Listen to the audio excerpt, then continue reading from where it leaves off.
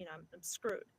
So So if you're going to make me different, drive to your place and sit in your skiff to have a face-to-face conversation, our right? productivity is going to go down by about 400%, right? Oh, at least, Because of the travel time and the cost to you goes way up too, because I'm billing you for my travel time of for that course. Uber ride I took. That's charged to you. Well, my So favorite you, is when you have to do an SDR, right? And you're like, well, why did it take you this long to do that? Well, because of your rules, right, yeah, you want the smoke code and this and that and the other right? thing, and I got to send you a separate thing of my hearing aids so you Right, can sprinkle holy water on them. It's like right. you're making this hard, dude. John, Hey, I was John. just talking to somebody about you, and he Patty. didn't believe anything I told him. He knew I was from the intelligence community. Well, hopefully that's good or bad. I don't know. No, he was. I really like him. I was hoping he would join this call, but I don't think he's working late. But uh, yeah, he's. I was like, yeah, John. John's company can tell you all this different things about what group and how they're targeting certain messages and how they accelerate the psyop cycle in a very select way. And I'm probably describing it wrong. And he was like, oh my god. And I was like, yes, you can call this Skynet, right?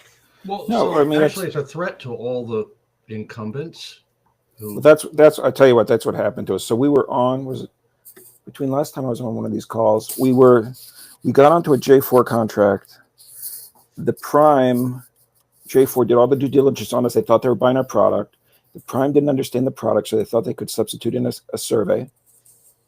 They Oh, substituted that. They saw how much money we were going to make, so they substituted that in. Threatened us that if we went to J4 and told them, they would ban us and wouldn't do any other work with us. The 20 other contracts are putting us on all this other bullshit. Of course, I go to J4. I'm like, they have to know it's not our product. So of Right. course, I burn that bridge. They wouldn't pay us for any of the work that we had done today when we decided to cancel us at the last minute. So that's why I ran the Panama thing live. I'm like, fine, I'm Okay, in I'll it. show you. I'm gonna Yeah. pay. I showed it to, sent it down to J4. They did a free trial then, so they could ingest all the information. Loved it, Right. like nothing else they've seen. Office of Defense Cooperation and the U.S. Embassy down in Panama also loved it. Now it's all been pushed up to the Joint Staff because they need approval. Hmm. But now I was told we're too cheap and too small. yeah, it's like if you don't charge 10x, it must not be real, right? Yeah, because all the other pros. So They hit a level and they're like, you guys are too expensive all of a yeah, sudden. so the CEO of Peraton calls, and then 26 calls, Exavera calls. People with contracts, they all start calling, but they're all like, "You're too cheap. You need to add an extra zero or two." I'm like, I'm already at a 90% margin. How can I ethically charge more without going to jail? Like at some Right. point, Right. my So cost we is. have Just we tell have them the on same their kind of pass through up, conversation. right? I mean, put it on them. I told her, I was like, "Look, guys, if you want to bundle us and add a few zeros, I don't care. Right. That's on you." Yeah, then So it's your ethical problem, not mine. yeah, so then now I have the J4 guys that keep saying we've pushed it to the Joint Staff, we pushed it to the Joint Staff, we're waiting, and I think Rubio going down helped because we were the only one with data to give them. Right. So the joint staff, unless things have changed, Well, Donovan there's got about three released Friday people too. understand contracting or from the joint staff, right? There are really three people who understand contracting, unless somebody weird wandered in one day and wasn't paying attention and got assigned to the joint staff. Um, so that's not a great critical path Well, because it I'm on trade winds now too, though. I mean, they could go direct if they wanted to.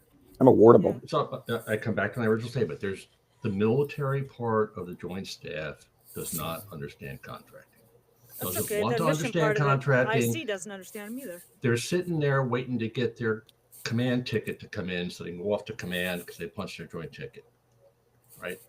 The good ones will actually try and learn something while they're there, but that's the 80-20 rule. It's Pareto principle, right? So 20% of the staff is actually trying to learn something, and 80% is kind of just going through the motions. So But at um, that point, now it doesn't matter because now it doesn't matter who knows it because even the contracts that they were going to award, my husband was waiting for one to award. They had made the selection already, and they was like, "No, we don't want to get the eye of Elon on us."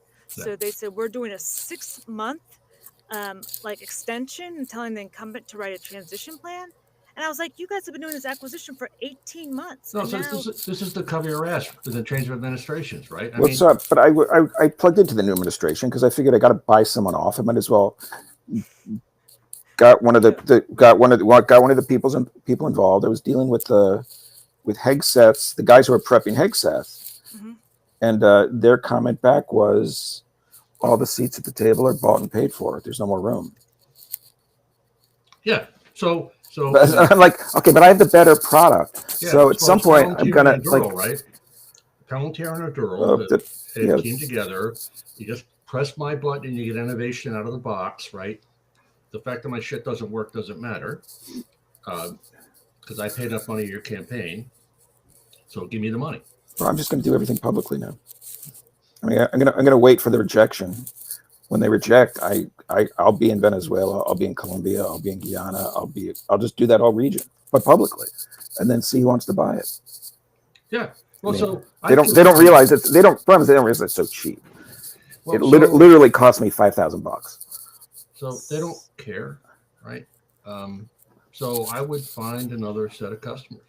Yeah, foreign governments. Well, are you willing to sell it to another government? I already work for Singapore. Okay. Yeah.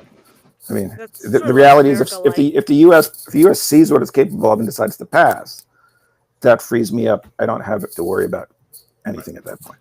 So Yeah. then that's their decision. They just have to know what they're going to be up against in those locations. Well, so yeah, Because at some I point, can somebody see. might wake up and invoke ITAR. I'm out of knowing ITAR. I made sure that our patents went overseas first thing, and I had my ITAR license. I did that so I wouldn't get locked in, Okay, good. Yeah, captured I'd and say killed. it was also hard for them to paint you with an ITAR, Because I thing. got You don't fall under the software usual, stuff. marketing. Yeah. Well, yeah. So the government hasn't figured out how to deal with software yet, really. I mean, I supported the Defense Innovation Board study of software acquisition processes, and the number of govies who grok it is like 2. They don't. Yeah, it's just the problem is that I literally, like Venezuela, my out of pocket is like $4,300. Wow. That's like your rent check. Right. And so they see the 30, 40, 50,000 is super cheap. I'm like, okay, I'm kind of pushing the limits of what I legitimately can charge you guys. And then, but they don't realize it's so cheap that for us to say, okay, we're just invest another $5,000 in business development. Yeah. I'll do it. So the problem you're having is they think if you can do it for that cheap a price, it must be easy. Yes. Right. And Paratine had $1 billion contract to try and recreate what we did, which ended, which is now they didn't have the people, right? They had a contract vehicle, but they didn't have the people or the skill sets to do with these. Oh, they spent the money, but they didn't achieve the results. Through it, yeah, but they don't know what they're doing. I was up close and personal with the Booz Allen Advana contract while I was still in the government, right? And they didn't have a single technically competent person on the contract. That's the problem. Not a single one. They had some people who talk about frameworks show and me blah, blah, blah. Anybody who will get cleared for that anymore. I've been told more than one time. So on my team, there's one other person that's cleared. And I said, who else wants to be cleared? I'm cleared. I want to be somebody else, right? And they were like, no hands. They were like, fuck that. I don't want to ask to go to China or go to Canada or whatever. Stupidly generating single points of failure, right? On purpose. It's just that's how the first prime screwed us. I mean, we fought to stay low side, and SOCOM agreed to that. So we're like, he thought that was bad because then the problem is then he could control the right. He kept that position, which is then how he ultimately screwed us. But that's how I keep my prices down. I mean, if we had to be high side, I mean. Well, then you got to get facility clearance, and your overhead costs go through the roof, right? I mean, you got to pay somebody to certify your team, right? You got a team with somebody who's not an asshole. Yeah. Right? Which is like saying I need a unicorn. Also, calorie-free chocolate cake. I'm going to port all this open source data up to JWix because I'm cool, right? I mean, it's stupid. But I mean, so what? I mean, I've ported more shit than I can, I can count ever. And it doesn't matter. They don't act on it. And if there's two things that are happening. One, they're tired of new tools and new data, and two, nobody explains to them how they can use it to solve a problem. And even when you do show them how to use it to solve a problem, if you can't get there in less than 2 clicks, then you are fucked. Right. So So they refused to actually go on our dashboard. They just want the reports that have the little. I'm like, okay, yep, less we had to do cost it. for We had me. to load all their stuff on there for them, put all their queries in them so that they can just load them automatically. Yeah. So when I got a data gig in DoD SAO when I was still a Govy, I had Gartner and Forrester support and CEB. So I went to them and said, I need to talk to some really successful chief data officers, not the duds. I mean, the ones who are actually doing stuff. And they hooked me up with about 4 or 5 people, and I had conversations with them. I actually took notes. And I sent them back and said, here's what I heard you say. Is this what you meant? And they went, yeah. So I, basically copy other people's homework, right? So it's the part of this that was really bothering me is, so I talked to the team at Lockheed, who has a really incredible internal BI, business intelligence operation going. I mean, all sorts of data sources. They're tracking talent on the people side, who's likely to leave, who do we want to poach from somebody else, foreign commercial technology exploitation, emerging. I mean, doing a whole bunch of stuff. I'm talking to the team that says, here's the deal. We have all this stuff, all those high-speed tools, and 95% of our customer base wants us to dump it to a PowerPoint and send it to them in an email. It's like, That's crazy. I mean, the new administration too, I think is a little bit whacked. I was raising today with that executive order on the no censorship stuff. The NATO Information Warfare Center is dead. I don't see how anyone can participate. The one they were going to build in Romania, how anyone can participate in that anymore, because they're not backing out Americans. So they're not, when they're doing the social media scraping. They have no way to back out Americans. Right. I mean, and under the executive, you can't. So what at the State Department, I was talking to one of the desks that's the most important desks that we had to let go of all of our contractors because they can't do any foreign aid. Well, that's why all of our USAID stuff just died. Yeah. We're supposed to go to Africa. That I'm assuming will come back. Throwing spaghetti at the wall and see what sticks going on here. And we need to rewrite that slightly, right? The lawyer said no, so maybe we ought to change word A to word B. But the unintended consequences they get are going to be a lot more expensive. There was a really interesting thing that they had shown, the one of those consequences. They, I swear to God, they did a find and kill anything with the letters DEI, right? Well, under the previous administration, DEI actually flowed down to a lot of other areas, including some infrastructure bills, like water infrastructure for small North Carolina towns, full of coal miners that have no good water. All those programs are not killed because they were under DEI. And I was like, I don't know if you understand that there's stuff between those two things. So before the order got canceled, when I was having a conversation with one of my colleagues at work, who's about my age, and his sister works at CDC. And she's one of the 2 adults that do tuberculosis, right? The whole tuberculosis, mitigation problem because it's super contagious. And she's retirement eligible. And so is her peer. And they have 2 mini-me's who've been there like for a year, don't know Jack. And 30% of the people who have tuberculosis in the U.S. are actually U.S. citizens and 70% are immigrants, right? But they're all equally contagious.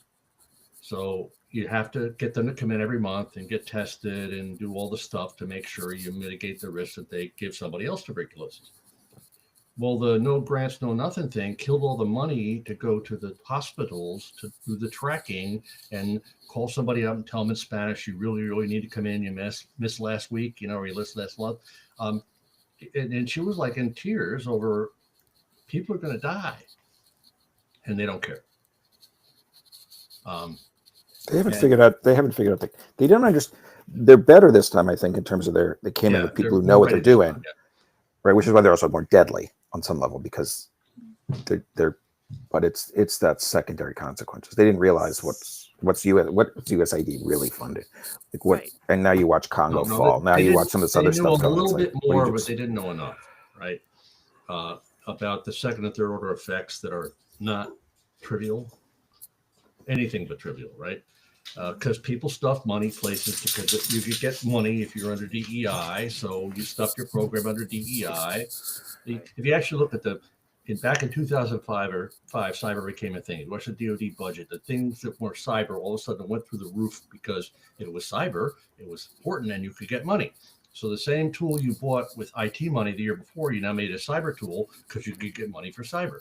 And that's what people who don't work the building hard don't understand how the game is played, and they do stuff that looks simple on the surface, but don't realize what they're doing because they don't understand how the game is played. Well, and that's what executives tell me all the time. If you want to know if it's important, you just turn it off.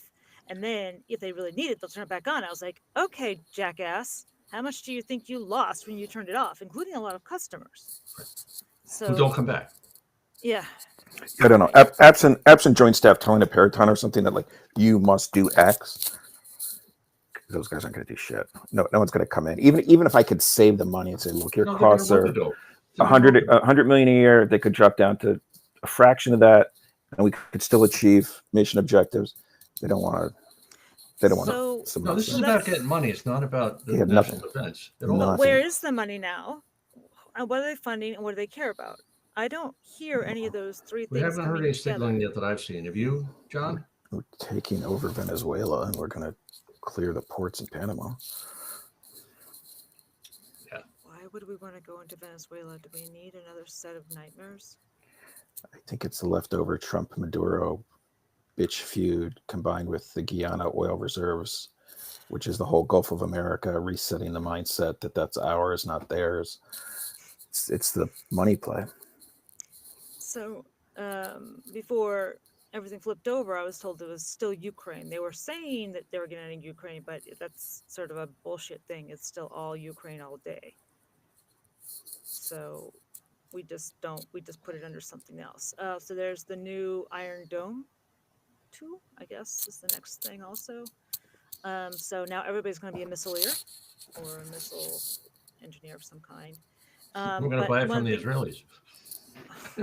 I think some of Trump's stuff isn't crazy like that because China now has the Peru port, they have the train canal through Colombia, they have the Panama Canal, and now they have the port in Mexico. I mean, they will control Central and Latin America. Yeah, they did Belt and Road in South America just like they did. Just like the longshoremen shut down and influenced, they'll be able to shut the ports down and influence local politics. I mean, building a wall on China is going to be just south of us. But we don't do strategy well because we've got the attention span of a 2-year-old. Yeah. And we also don't have the capacity to move our resources or like you said, the lowest bidder gets the answer. And the only time I've seen that change was when they decided to roll out Obamacare, and the first rollout was the lowest bidder shit. And they took that, went like this, and then hired Accenture, who actually got it to work. But that was the only time I've seen that work. I would have thought the joint staff would have been a little pissed at the first contract, that they literally thought that this was what they were contracting for. So what probably happened, John, is the 05 or 06 who put the original thing in place, PCS'd out, and somebody else came in and inherited it, didn't feel a sense of ownership, didn't really understand what was going on, and he was waiting for his or her PCS. Well, it's the same. The original contract I was on was a legacy Biden contract. It was a 4-year contract and designed to run through the Trump administration. And so the original contractor was the GEC-friendly contractor to then ride through. Officer's roll time on joint staff is 18 months. And I worked at Manpower. It's the same people I'm dealing with that know they were screwed. It just originally the contracting officer said he wasn't going to get involved in a contracting dispute because he just thought it was a contracting dispute. Now I've showed him that he actually got played, but he's not. He could just de-scope and re-scope. He could de-scope the prime's contract on some level for the research part and put that on someone else's or send it to us. Yeah. and But just take our, and he back to could be my the, Pareto principle, right? There's 20% of the people actually do something, and the other 80 just wait for their PCS. Yeah. So I thought there was Elon or somebody else going, all you dibs out there, we're going to go clean house. We're going to change all this stuff. Did that just all go bye-bye? That's just more bullshit words? No, I know someone who's going up to the Doge Commission. So that's my Trump contact, who's also now totally amazed that what's happening because he can't believe it. It's one of Trump's attorneys, just like as like a White House guy. He's got us on deck to be used in the White House if a certain program gets announced. He can't believe what DOD is doing. So his recommendation is when they staff Doge, to have the Doge people come through and slap down SOCOM. Well, they can't rescind their acquisition authority unless they get some help from Congress. Yeah, GFL. And everybody's moving you to those too, OTAs. That But becomes it's the fraud aspect. It's a fraud aspect in that it was a Biden contract. They've actually asked me to make it public, but I'm like, I'm not making it public and killing myself unless you guys give me some type of political cover that I know I have a contract. Well, so I ran the numbers, I want to say 2 years ago, I was on a project. And, OTAs are supposed to go to, the design was they would go to, small companies that had cool ideas, would get innovation. But the percentage of OTA awards that go to Booz Allen makes you puke. Right? And you just run the numbers, right? Because they didn't write good proposals. I said source selection. Because at the end of the day, DOD does. I get it. I mean, I totally get that DOD doesn't want to have a very sensitive, or CIA, whatever, doesn't want a very sensitive tool in the hands of two people. That if we get run over by cars, there's an issue. Totally get it. But then someone's got to step up and say, "Here's the larger place. Here's basically the insurance we need. Here's sticking you under some multi-million-dollar prime with no talent doesn't do anything for resilience. Yeah. I mean, it's just bullshit. It's but if they could have those discussions, we could sit down and have those discussions. Yeah. So the answer is a lot of them. They'll say, "Oh well, we got all this talent," and then it's the bait and switch. Here's all the resumes we're going to give you, right? And then the team you get is like, the came straight out of retirement home, from Baseball Weekly. Like, what the fuck is this? So there's a lot of that, but until there was one DIA contract that came out just years ago, and they had done this whole analyst, and CACI came in and said, "Oh, we'll do comment capture, yada yada yada," and of course offered all the incumbents 30% less salary because they had bid at 30% less. Nobody came over, and 6 months later, DIA had to rebid that contract. Right. That's why this guy who screwed us, because originally what SOCOM wanted was what we did in Senegal. So I got permission to get that entire team, brought them over, because I was us plus the offensive messaging team. And the offensive messaging team got cut out of the budget. It was the first ones to get pitched. The new group that then he added, we didn't know their head from their ass. I mean, just totally incompetent. Barely could talk. And I'm like, you're gonna pair us with these people who they're gonna get exposed because they're so incompetent. Like, there's got to be a business fee here that you destroy our totally. You're basically tying a millstone around your neck and throwing you overboard, right? Yeah, well, that's an interesting idea though for a contract. Like, if you're going to pair us with garbage, we have these like levels of things you're going to hit because they're not following our best practices or tradecraft, pick a term. And now we're going to have to put the following 15 things in that's going to increase our costs. So you either let us pick our team or let us take people off the team because we think that they're not any good, or you get to incur all these other costs because you're pairing us with people who are making it dangerous for us. A commercial example, although it's not public, it's for Ryan Reynolds. So it would get called in to help with that whole mess. Right. But someone on his team is already paying influencers some ridiculous amount of money. He's got 40 influencers getting scripts, posting, none of which are on NDAs. You just need one of those influencers now to dump their script out there. And I was like, so one of the things is we're not working with that. We're not working with any of we're not working with any of your existing team. We don't want any connection to them. We'll come in to help you out with our team, but we're not even We Do wouldn't they even do meet that them at to their keep location. plausible deniability? The We problem had with Ryan Chinese Reynolds walls, is but your he press is has getting his it as own well, right? he has his own PR advertising company, and those guys screwed up. So the only way those guys have saved face is to say, well, this is a special type of litigation. We need the secret government tech, and one of our investors just happened to work there. So it's like Okay. Here's they're the willing number to, you have to call. and the government team is willing to do it because it's a year-long contract that will keep everyone fed as we bounce up and down on other stuff. So it's like, as long as we don't risk anything, it's No, we got the same thing. I was having a Yes. conversation with the former head of S&T for the agency and about our business model, and she was like, "This is what Doge should love." And I was like, "Yeah, but I can't get in there because everybody goes like, well, you don't have a huge manufacturing facility, so you can't really do it." I was like, "You don't don't need, understand. You are need it. dazzled by bullshit." And the bigs also don't have a big manufacturing, they just have a lot of big buildings. But you keep doing that, right? And so that was what's blowing my mind the most, is that it's almost that they'd rather pay for the bullshit, pay for the illusion than actually get what they want. So it's remember, Yeah. nobody ever got fired as an investment guy for not buying IBM, It's the same same concept. right? Until IBM tanked, right? Right. It's the go with the herd.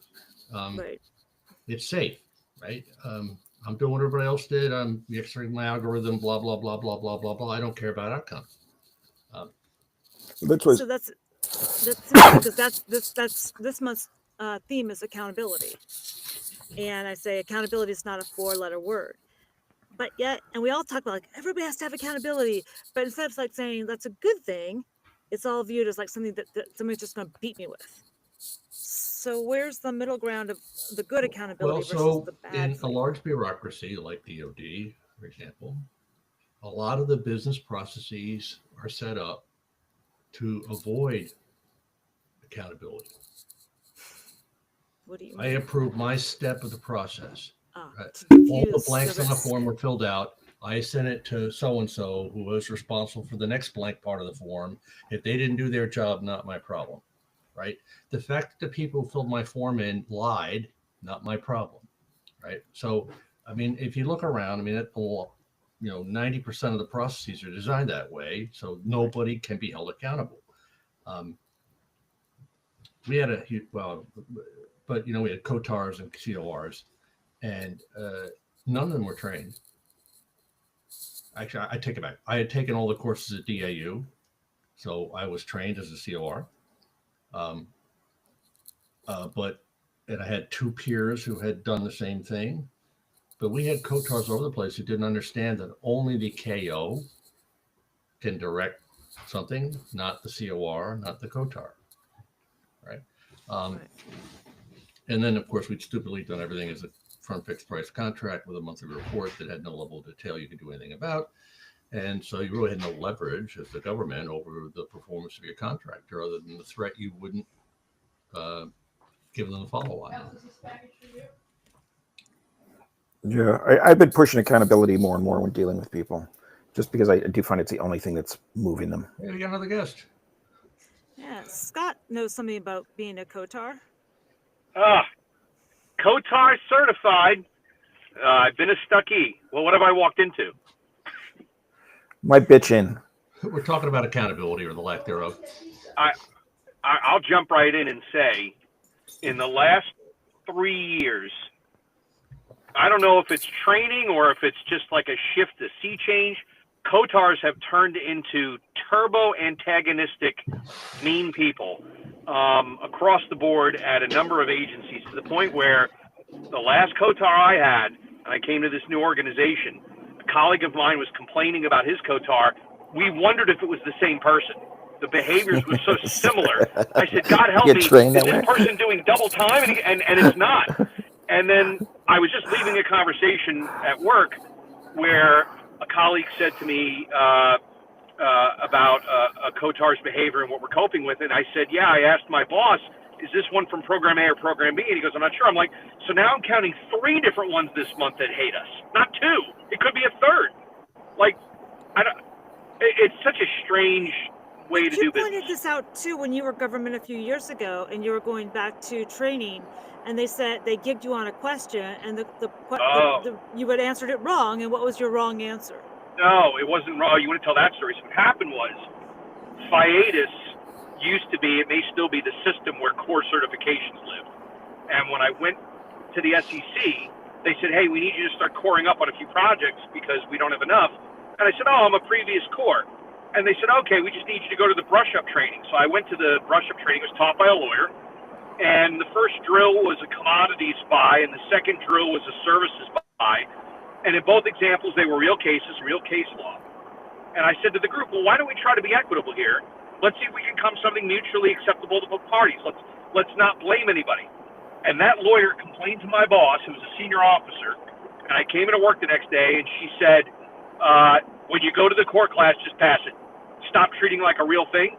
There's complaints that you're not siding with government enough. So just side with government, all examples, and get out of there. Insane. I think that's what happened with my first, when the prime screwed me. And when I went to the contracting officer, explained it, they're just like, not my problem. Yeah. That's a subprime problem, not my problem, I'm not touching it. I'm like, no, there's a bait and switch. Like, he's literally, the product you just spent 2 weeks going through, you're not getting that anymore. It's not my problem. We could do an example that's close to what Kevin knows. The senior official that I was serving, that he knows, the Corps was so out of control that she took the duties of her job. I probably said this on previous recordings, like that election official out in Colorado that went to jail, that read into the authorities of the role to a level that she thought she had all this independent authority when her job is to just certify the election happened. And she Turn off your video, to see if she was right, and she then decided. Okay, yeah. Let me block that just because I'm driving. So I had a contracts officer rep that imagined her job was like a Supreme Court justice, and read into every single clause like she had all the authority to make every call, and then could hold the contractor without payment. And it was such a strange approach to the world, and everyone around her knew she was doing it, and she'd been counseled to stop, but she wouldn't. So what ended up happening was she refused to sign 4 invoices. They had to be signed by the contracts officer himself. I'd done that in my career. She simply said, I refuse to believe the attestment of the contractor that they did their job. Kevin, this was when I was in SAP IT. Yeah. The Corps said, the program manager and his company have made known to me evidence that they have earned the work. I simply refuse to believe it. I'm just not going to believe it. So I'm not signing the invoices. So the contracts officer, who's a Department of Interior guy, had to sign them himself. And I'd never experienced that in my entire career. That is bizarre. That woman was under the deputy CIO's thumb as a special person. And she was getting away with it, and he knew it. And she was holding us up for millions of dollars. And her boss at GS15, Joel, was threatening Prompt Payment Act against her. And she said, I'm with the law. If I don't believe the estimate of the work and the invoice is valid, I can make my own independent decision and not sign it. And I don't believe it, no matter what you tell me. You would show her, like, I was keeping a diary on every employee of what their activities were for the month.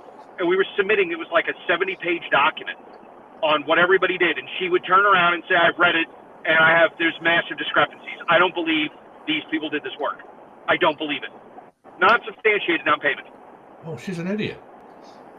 And what was crazy was it started out with people admitting it to behind the scenes, and then people were saying it in her presence, and nobody would stop her.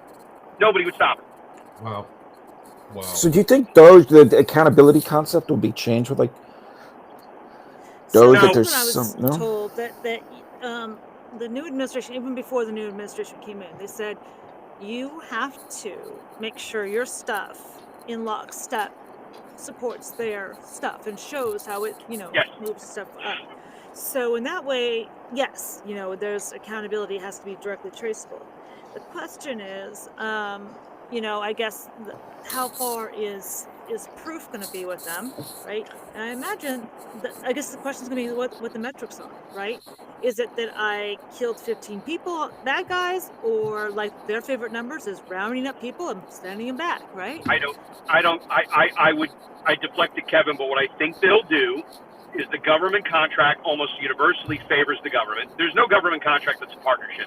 The government has all the exclusivity. They have all the termination rights. The government has all the ability to decide an obligation. And I think with Elon Musk at the helm, the government's going to play hardball with the contractors in places they don't like. And you may go to court, but I don't think most companies will prevail if the government takes a hard line. Right. They'll de-ob a bunch of stuff, right? If they don't like what you're doing. Right. And then you Right. go to court, but you're probably going to lose because the table's hugely tilted in the government's advantage. I mean, Right. That's right. And so that's going to free up a bunch of money that will be used for purposes that they want to support. So the portion that I was told was that Republicans are expecting to lose the House in 2 years in the congressional stuff, right? So everything right now is numbers and headlines for the elections in 2 years. Because if they lose the House, it's going to be gummed up. The last 2 years, nothing's going to happen. Right. So that the litigations, they can do whatever the hell want to do now. By the time it gets to litigation, if they lose after the 2 years, they don't care. Right. No, that's Exactly. right. And if you look at the history in the world of modern elections, it was the midterm against Trump where it didn't go his way, and then when it was Biden, the Republicans barely got it, like the smallest margin ever. So there's a lot of feeling that in 2 years, they'll see what Clinton saw, where you lose like 60 seats, right? There's a groundswell. But between now and then, they will have hobbled so many things. I mean, it's beginning already. Well, so the challenge with DOD, of course, is even if they're really hot and they really know what they're doing, which doesn't appear that they do, because either the secretary or the deputy, squat, is you're going to affect the POM year, which will be, we're in 25, it'll be 27. You Right. think you're going to affect the POM year, you're really only going to affect 28, but let's say they're going to affect 27, right? That's the year you lose the House, right? So, And there's I only wanna- so I wanna much in the year of amplify- execution. I really, I which wanna- would take, I- yeah. I want to amplify a second point you made, which is they can't just do whatever they want with the money. It's part of it's a legislative act that it was awarded. I mean, It's I don't even appropriated, think. yes. Yeah, is there any precedent of Congress in favor of the president rearranging a previous appropriation for early a budget year? I don't think so. No. So the issue is we're under a CR, right? Through the 14th of March or something like that? Yeah, But correct. that's where he's going to play because you're going to hit the debt ceiling. That's the excuse for why we can cut everything. Because if you're not going to raise the debt ceiling, we're going to have to live within the current limits. So this is my excuse for gutting everything. Yeah. And then if you're going to sue me for gutting it, well, then you got to give me the But money to you do don't- everything. You don't need an excuse to gut it. You need an excuse to move the money to do something different. Yeah. You can gut it, and then the money just goes away. It has to be used within its time. The color money is gone. It's swept away, and then it just didn't happen. And they can claim a taxpayer victory. What they can't do is go resuscitate the Longbow helicopter program and buy those. They're I not tell allowed you, to do last that. time they were reasonably successful at manipulating the Corps of Engineers budget to get stuff done. They did. That's right. The building housing on bases by building the wall. Yes, but that was. I mean, but really, come on, it was peanuts in the scale of the budget. Yeah. No, it was small change. They didn't know what they were doing. This time it looks like they actually have a plan. They do have a Yes, plan. correct. It's a deadly They- plan. It feels like it's Yes, a they do. checklist, right? On Tuesday we do this, on Wednesday we do this, on Thursday it's like the Grinch Stole Christmas. Feel sorry for myself, mull over. I thought it was just the got this fire do list. tornado approach. Yeah, no, it's right in the Project 2025 playbook. I've been reading snippets each week, so I have a follow along at home guide. That way, when I see the news, I can. Oh, I have that. Like on my bingo card, I had that. Yeah. Check that block off, right? Yeah. Right. And some of these things are going to fail in the courts, and they know it, and they don't care. That's right, because it buys them time. It plays to the base. Yes. Yeah, now here's what my run against is. Let me ask the room this. on a scale of percentage 1 to 100, how many federal employees do you think will take this weird deal that's been put in front of them? I think it's 2%. I don't think it's higher than 2. It'll be the dumbest 1%. Yeah, it's going to be low because the economy sucks. There's no jobs for these people. Also, according to There's nowhere law, for them to go. the most they can offer is $25K for a buyout, Right. and that's not 8 months Well- of salary and benefits. Right. Yeah, the Well, fork like in the Kevin road, I think said- it's not legal in any under the personnel law. It's not legal. Right. But they did the Right. early retirements before. Maybe it's just structured different.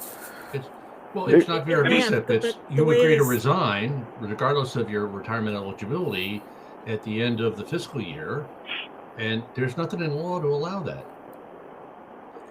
So I reached out. I got a buddy who doesn't come to these, Nick Lancetta. He was 35 years DOD, human resources personnel, worked on the DARPA. Brigitte and I know him as a family friend.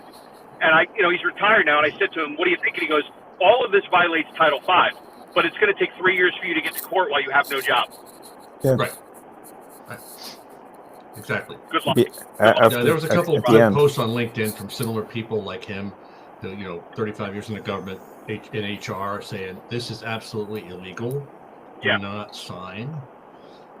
Right. That's what the big thing they're putting out on the Hill and everything else, like lawyers telling them not to sign. It's an unenforceable order. I mean, it's illegal. So, yeah.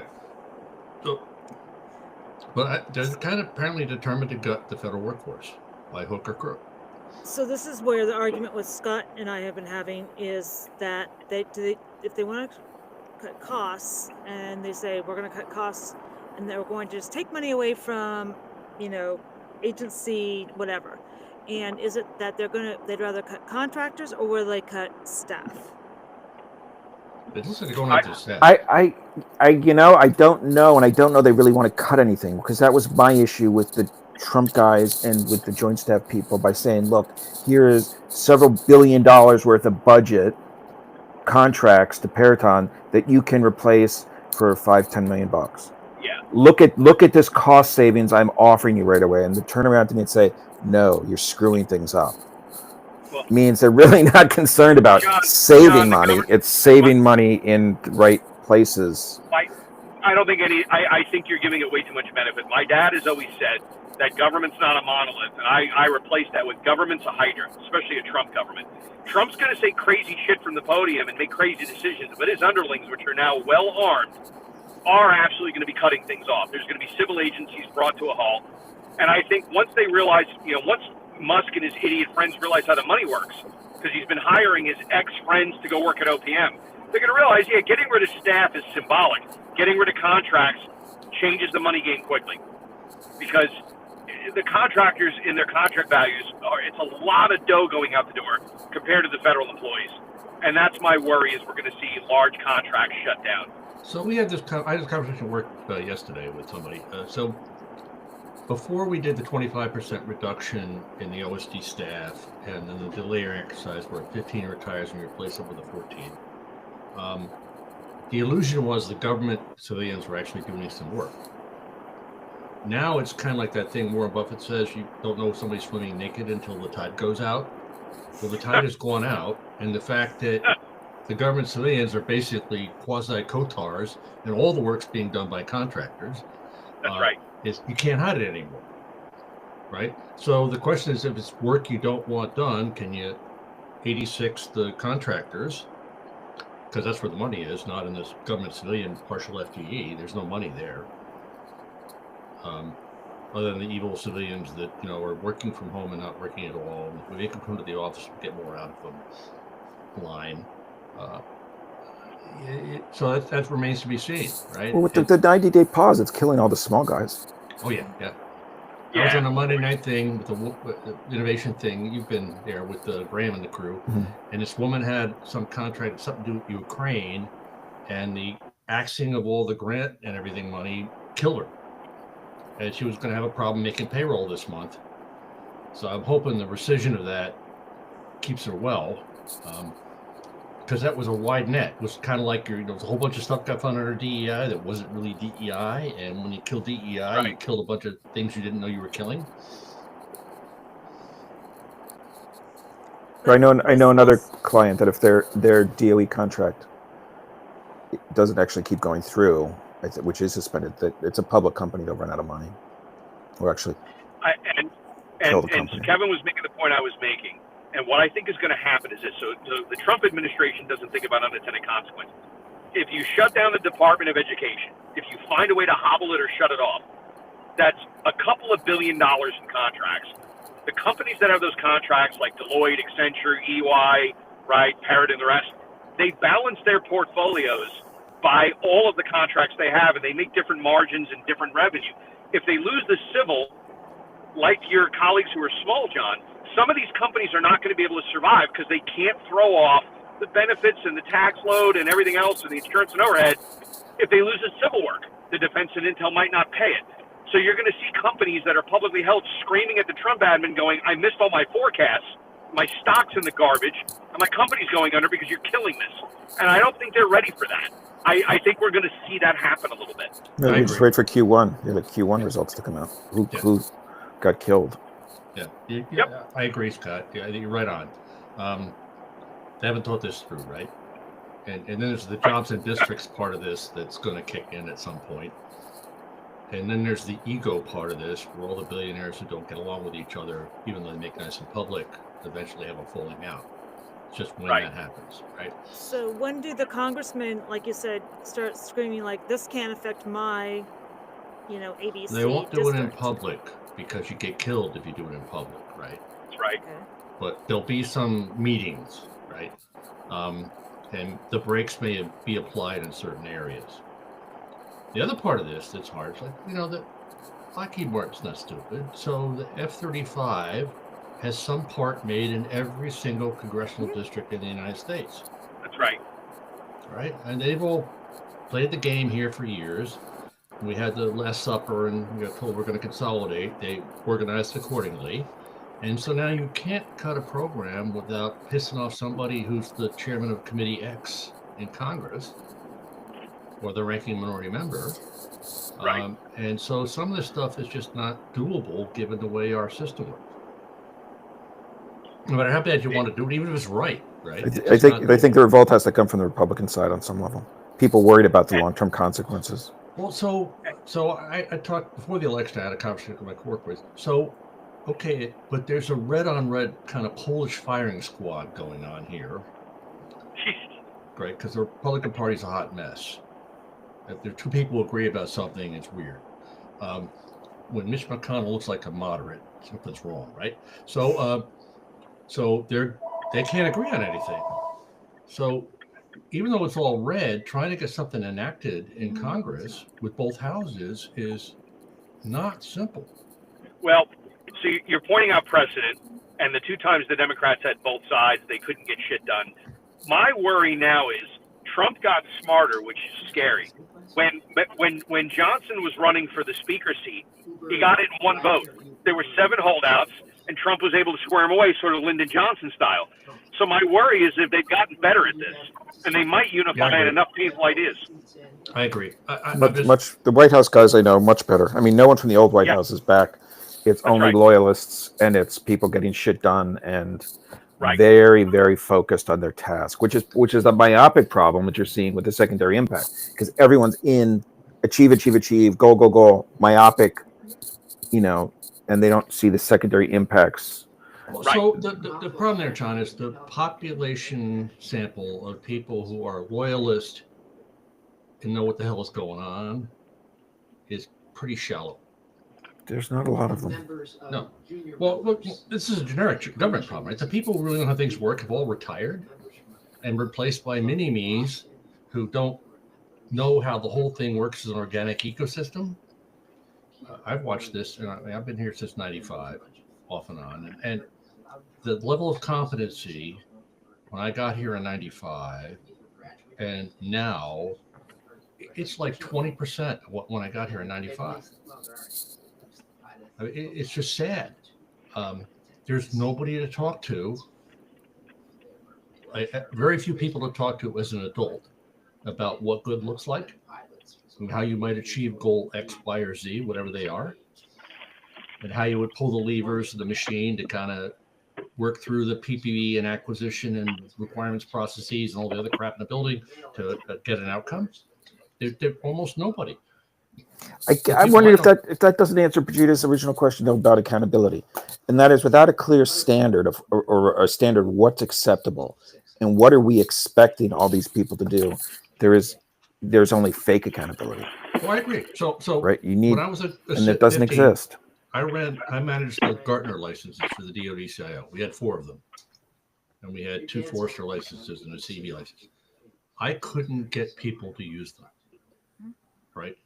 So I was not an IT guy. I was an infantry guy, and then I did a bunch of stuff, and I got hired as a CIO in 2010, which is IT. I said, well, Army thing, I pretty well understand what IT is all about because I'm a 2210 and I'm supposed to understand IT. So I started reading, all sorts of crap. So I kind of had a clue about what I was supposed to know as a 2010 managing IT policy. And I could not get anybody. Well, take it back. Rob Wietmeyer would use a license every now and then, but he had a PhD in IT, and he didn't really need the Gartner license because that's for beginners. But the other, I couldn't give them away. But the hype cycle is more than just about IT. It's about also managing trends and staffing and other stuff too. Oh, yeah. But people don't take the time to read it, apply it, or think about it. So it does become sort of put up there. Yeah. I get hired to do acquisition oversight in DoD CIO, right? I'm a 15. So I go to DAU and I take all the freaking courses that's all the material you're supposed to know if you want to do acquisition oversight. And I'm working with a bunch of people who are doing Klinger Cohen oversight, which is bullshit. But and I'm actually reading the documents, the acquisition strategy, the test plan, temp, and all that stuff. And they go, no. You just open it up, you do a keyword search on Klinger Cohen. If the word's in there, you give it a thumbs up. That was what my peers were doing, right? And they didn't want me rocking the boat and actually reading the documents and making comments because they didn't want to do that. And so they would sit there for 40 hours a week and work too. So what the new answer is we're just going to replace 40% of all the staff with AI.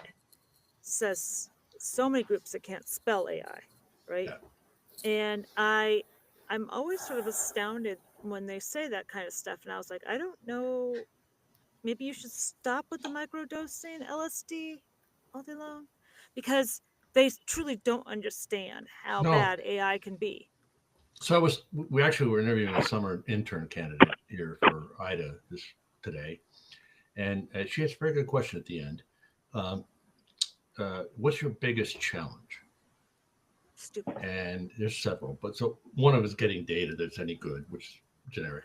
Number 2 was there is so much bullshit out there that finding the signal in the noise, like John does, is an art form, right? You got to work at it. It doesn't happen easy. You got to struggle every day to sift through all the crap and find that one nugget that actually has some value. And it's hard work. And there's no charge code. Well, actually, I finally went to my boss and said, listen, I'm sending about 80% of the AI stuff and about 80% of the cyber stuff to our internal work group. Can I use professional development for that? So I can cover like 1 hour of the 12 a week I spend on it.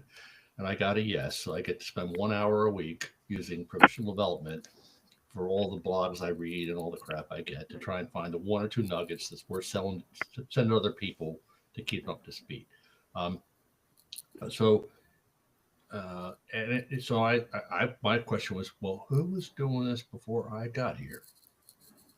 That's what white papers are about, right? You pay for somebody in your IRAD group, and they think big thoughts, and then hand you something after they've never ever talked to your customer and say, see, it's really important to smile widely when you are selling something.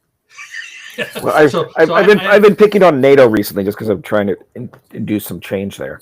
But that was I always go to the methodology when they keep issuing all these reports. And it's like, you just issued this big report on Ukraine, but it was really 5 people who were just looking at the internet. They weren't even in that location. And it's their opinion of what was important. Right. like, So, hey, John, and- do you know Gentry Lane? Yeah. Yeah. So, if you want to get in with NATO, she's probably an avenue. I mean, look, NATO was supposed to have us under contract and then pulled away from the contract. Then the one guy tried to steal from us, then we had the FBI involved. Now they're back talking to us, but because they took all the censorship crew.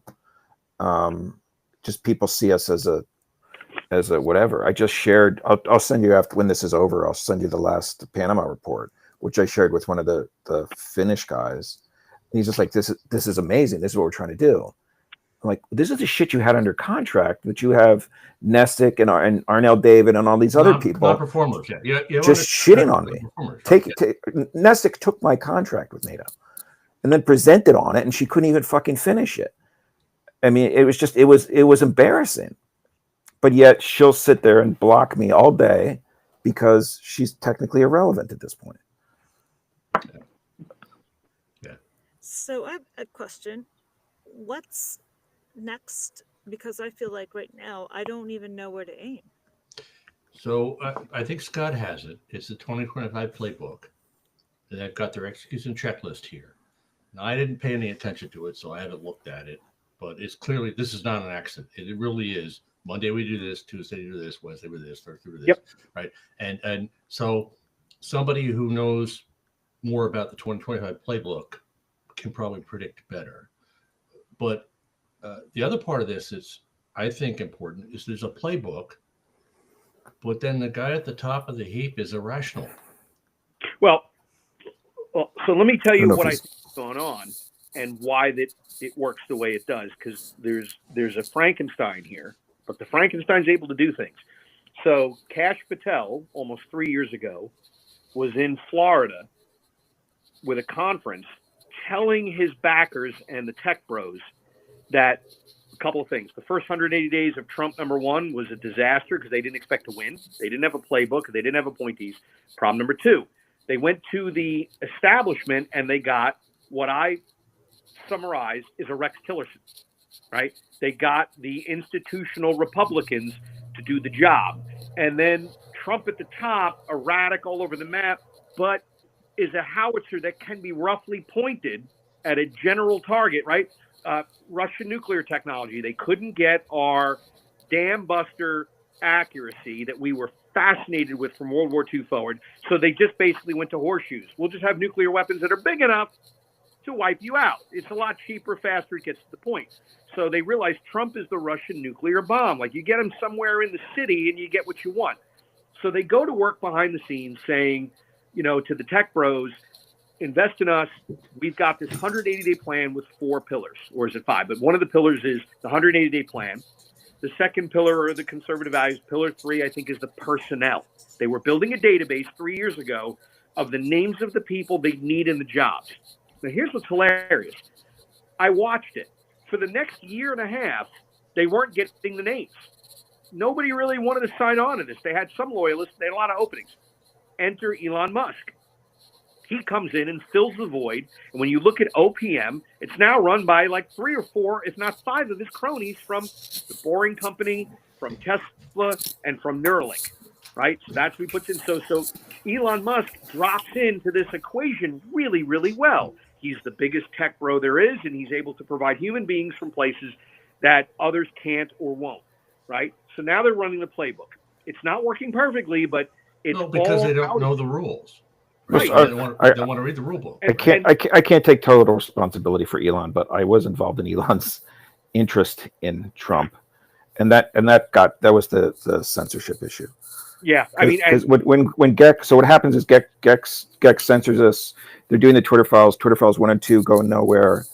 I asked someone, "Hey, can you see what happened to our Reed Richards account?" Because I was just curious. Yep. Because it never tweeted. That was what they were using, and that was Twitter files 3+ is all Verifex. I mean, I know everyone in the Twitter files. At which point they would send me all the documents to review. And the deal was I'd review it, but just nothing offensive, because at some point all the offensive stuff was going to be exposed. Once Elon realized what he had on state, he knew what he could do. He wouldn't give. I asked for a copy of the state email where they had us censored, and he wouldn't give that to me. Instead, he tweeted that GEC is the most corrupt group possible. That was the email that he had on state, And then it just went from there. He knew where to look at that point. At which point, once he had that advantage over the government, it was just a question of what he could monetize. I'm not going to hold you to blame for it. I've been in your boat. We've talked a little bit. I mean, God knows what I'm accountable for. Right? Someday when it all comes out of a skiff, who knows what I was attached to that did what. But what I'm now watching as I look at the downloads of the Project 2025 playbooks, the larger objective is to hobble the Democratic woke state and install behind it conservative principles and barriers that either enable the mission or prevent the other mission from ever getting legs again. If you break it bad enough, it'll just be too hard to reconvene, right? And what's attractive is the Republicans for years have been screaming into the void, we want smaller government and doing nothing. Now it's actually happening. And they can stand back from the blast site with reasonable distance for the next 2 years and let some of it happen, right? To Brigitte's earlier point, it's going to hurt people in districts because Congress is everywhere, right? But there's some means to an end here. And then to the original question with the Frankenstein, you have Trump on television today saying that DEI is what caused the crash of the jet and the helicopter. Yeah, but they set that up for him. It could not have been better for him. And this is where he's going to go wrong when he tries to take advantage of one of these situations quickly to push an agenda item for it, which is, I think. Well, so that's where the handlers come in, that he's watching the news and he's also hearing his closest advisors. If you could get control of those two situations, which I think they've done, and keep him thematically aimed, you've taken the Russian weapon and you've given some finesse to it. We can now point him at issues and topics to annoy the crap out of people, to draw a lot of heat and attention. And to I'm keep not convinced he's aimable, Scott. I'm I- sorry. That's why I'm gonna send you the two Trump supplements from Panama, and then you can see where his description of Panama slightly morphs to something that was more palatable, which is why I thought I was golden, and maybe I still am, at least on the White House side, going and working on the White House project. But which is why I thought. But then I counter with, he's in California with his wife at that U-shaped dais, talking about fucking tumbleweeds and how to hydrate them. Like, we're never going to get rid of that guy. There's always going to be the crazy shit, but they didn't need to do anything with that, right? He's filling time. He's like Howard Stern. He's filling time. He's just got airtime. The cameras are on. He's rolling. But I do think it's not necessarily aiming or control. It's more thematic that if I had the people at Fox News that used to work with Pete Hegseth and the schmuck that family that runs the Murdochs, and I was linking up with the polling out of Congress, and I was somewhat coordinated with the 2025 guys, I could thematically make sure Trump appears on the microphone and gets close to what I need. Behind the scenes, we're working it with the lawyers. I mean, it's not a perfect machine, but it is a better Frankenstein than they had before. Things are going to happen. I'm already seeing it. I'm seeing acquisitions pushed out, scared shit of Doge. I'm seeing executives remove no notice, send home. Today, now I got to find out, I'm not going to say his name, one of my students got his master's through me, became a very senior guy at FBI in cyber. Not our neighbor, honey, his colleague, who I was his capstone, his thesis advisor. Today, Trump fired at FBI a whole sequence of the AD levels that supported things that I know about. And I'm now wondering if this guy got canned. Like they were walked out. I was at a party like with the former NASA. It was all like the NASA administrator, former NASA administrator, like that type of tier people. And there was one of the IGs that were there, and they're talking about all the firings. We're like, well, at least the IGs are going to be safe. So it's like we're like the guy. Now I saw that thing. I'm like, oh shit! I bet you he's gone. Like he's got a. We're like, the IGs can't be touched. They need the IGs like that. They'll be fine. What was interesting was the one that was let go from Food and Drug. If you look at it, they had been going after Neuralink for a couple of years. And another one of Elon's special things. And that debt's going to get paid, just like the FAA administrator that was resisting Musk, who's been replaced. All these debts are going to be paid. And no one in Congress is going to hold anybody for anything for the next 2 years. It's just going to happen. It's just going to happen. So to your earliest point, John, is like, I'll go back to something I said in the previous session, and then I'll map it to where it is now. In the previous session, I throw out all the horrible talk where I say, The government wants things. It doesn't really know what it wants. Guys like us deliver it, and then we try to guide the product and guide the hand of government to something better because they probably never had a really good fucking plan to start with. And I don't believe that almost anywhere I go. Whatever their intentions are, it needs help. And then people like us come in and try to guide that thing to an outcome that makes sense, even if it was never written that way when it started. Now we're headed to, we have not yet seen this administration's acquisition strategy. We're watching the disablement strategy. We've not yet seen the other hand of this. We've not seen where they're going to invest and put the money in. It hasn't happened yet. So we can't really go to that, but I do think we're going to see a lot more disablement before we see now government does this. So Well, that's based on what I've seen, Palantir and Endural and that whole group have made a big play on, if you want to innovate to beat China, give us the money. Mm-hmm. Take it away from Booz and give it to us. And they might pull that off. I think Palantir has a Booz joint venture.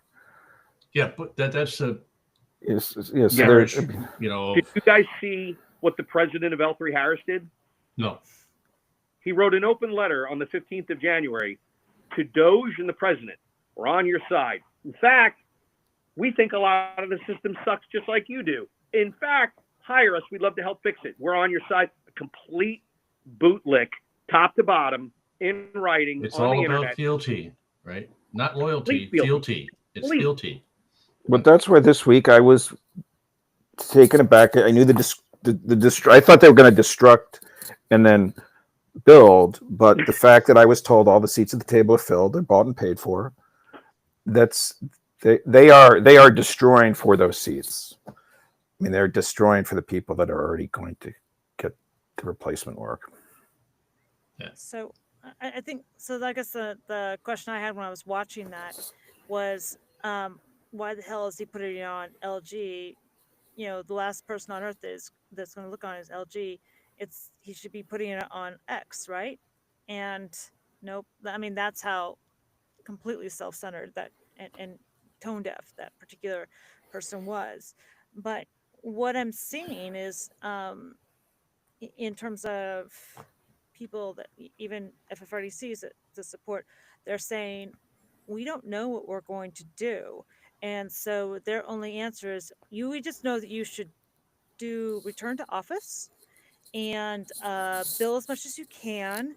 And that's about their only two answers. While things are saying like, guess what? That whole HHS might be going away, as well as DHS, right? Which are two core business areas, but we're not. So they're not even acting like the elephant in the room exists. So that's the Project 2025 plan, as far as I've read it, doesn't call for a new birth. What it says is break down, eliminate, destroy all these things, and reform what's left in our image if you need it. Because their mission is simpler than the federal government's. Their objective view of what the government does is a great deal smaller than what the government does today, whether that's good, bad, or indifferent. So there'll be a new Homeland Defense formed of, like Trump said today, intelligent, gifted, smarted people. That's a load of crap. It's take this agency, snap it, break these pieces off, and make sure what's left of it does this. There's no B plan. No, so I was wondering whether let's get rid of FEMA was live theater or part of the plan. And the challenge is you can't tell. At least I can't. Yeah, I think it's anything that's been politicized that's possibly useful for PR, propaganda, whatever, for an opponent will be gotten rid of. So if FEMA is seen as helping, Democrats get into power, it will be dispensed with. Well, so FEMA's an odd choice because, hurricanes don't care about political affiliation. And forest fires don't, and, earthquakes don't. And so it was a really odd thing. And so I was hoping it was, I can't help myself, I say stupid shit in public thing versus part of the plan. I think the way it works, and John, if you dig into this, I'm hypothesizing, I've not looked at the data, is that, again, he's a loose cannon on the stage, and they hear him say, let's get rid of FEMA, and somebody looks at the book and the board and goes, what day was that supposed to happen? Was that in the plan? Is there a FEMA reduction elimination? That's day 96? Okay, earmark that. We need to amplify that or move that around. That's in the book. If it's not in the book, he's trolling. Like, I'm taking Panama and Greenland. He's trolling. Let him troll. Because you know what? The troll goes over here and the eyes go over here. The influence goes over here. We're still working. We're working on getting rid of abortion. I honestly think that's what they're doing. So I was talking to one of his PR people, and he said the weird part of working with Trump is that he will randomly call. You know, the guy will be putting his kids, trying to feed his kids, whatever. And it won't just be a 2, 3, 4 minute conversation. What I need, X, Y, and Z.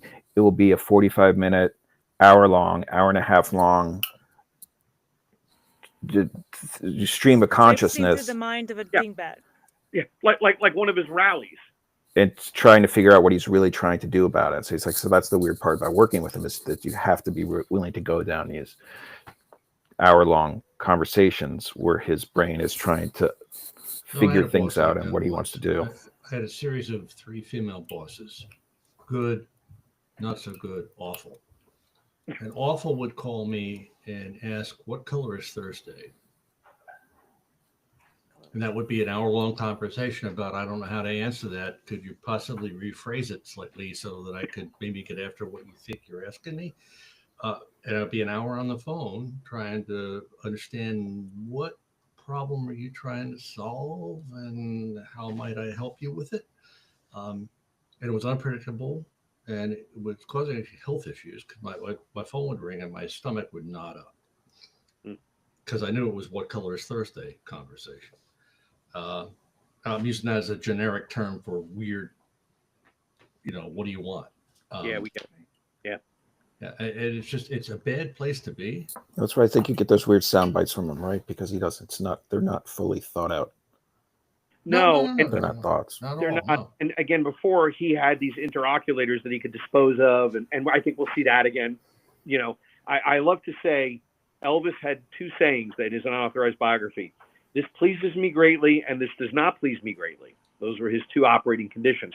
And I think Trump is the same person. He's a fat Elvis, where there's a bunch of people that are kissing his ass and keeping him moving and getting him on stage and getting him in front of the microphone and reaping some of the benefit of being connected to E, and operating in the margin.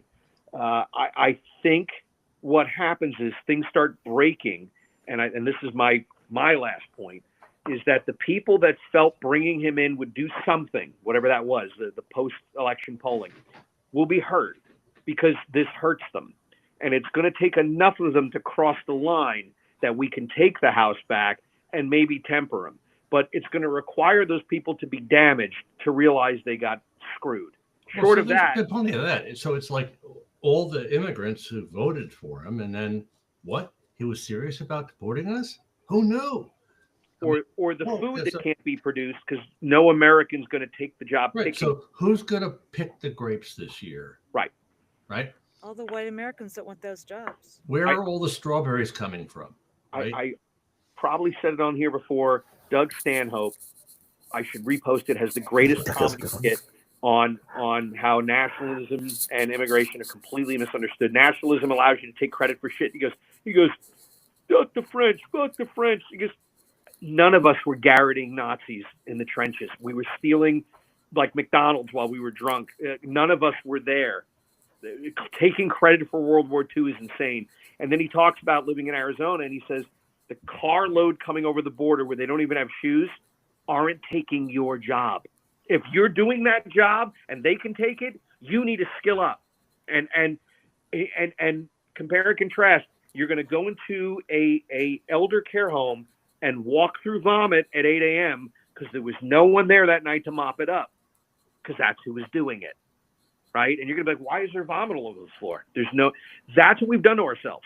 Until we feel that, right? I think we have to go through it as a country. I really do. Who's going to mow your lawn? Who's going to do your plumbing or your HVAC? Right? I mean, it's going to kill everybody who does all those jobs nobody wants to do now. My last comment before I have to run on immigrants out of Panama is what was very interesting to us. The first few data polls you'll see in the document. It's not the uneducated that we're getting. It's actually the educated. and Yeah, that is China. China has taken the port jobs, and what they're doing is they funded 5 different schools down there. They're turning out educated Panamanians, but there's no jobs for them, Right. so they're sent north, and that's so they're just basically they're using education as a tool to feed the migrant influx. We look at it that all immigrants are coming picking things in the field, but that's where you get the person cleaning your house. Is like my country, I'm a doctor, because that's what we're getting. It's basically a form of war. Was probably I would guess he's Lebanese. I didn't ask him, and he's actually a CPA, but he came here and now does his own LLC to do plumbing and electrical because there's more money in it than being a CPA. Yeah. And like all plumbers, they gouge you, but I mean, he does good work. That was my grandfather coming here in '38. He was a lawyer. He became an upholsterer here. Yeah. And it made more money. But so we're getting the people working in the fields are the smaller component of it. We're getting educated people. Yes. But what's interesting to me about it is it's a form of warfare because there's no reason China should be educating all those people throughout Latin America if they're not accepting them back in jobs in the ports and in the places. I would take that campaign for influence any day because I can reach educated people faster and turn the table on what the world can give them than I can someone who can't see past their next meal. Their next village. Yeah. Yeah. I can do something different.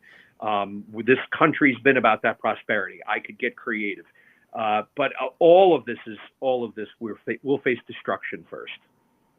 So we have a house on the Outer Banks in Nags Head, and 80% of the workforce down there is on visas. They're from the Ukraine or Moldova or something like that. And that's where the workforce, the lifeguards, all that workforce comes from non-US we have the same thing people. here in Virginia. All of the pool guys, the guys are all Russian. Yeah. Yeah. Our maids are all from Honduras or San Salvador or something. I mean, and they're all tall and they can't reach on top of the refrigerator to clean it, but that's a sidebar thing. But I mean, it's just, this is gonna, if they follow through completely, to your point, Scott, it will touch enough people that things will change.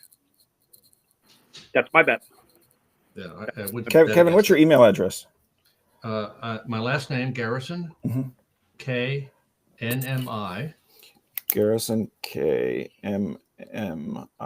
No middle initial. 77 at gmail.com. Okay. All right, guys. Well, thanks for joining us. Joining me. I really enjoyed it. I got a lot out of it. I feel like less of the need to jump out of a window. Yeah, because I'll be on the ground first. So I work at IDA, right? It's a think tank. And if you want neurodiversity, we got it in spades. Yeah. So, so in terms of comfortableness with ambiguity, I'm probably off the scale for the people at IDA. Yeah. And they are wigging out over what's going on. Right? I'm kind of enjoying the entertainment value and bemused, but they are actually going batshit crazy over,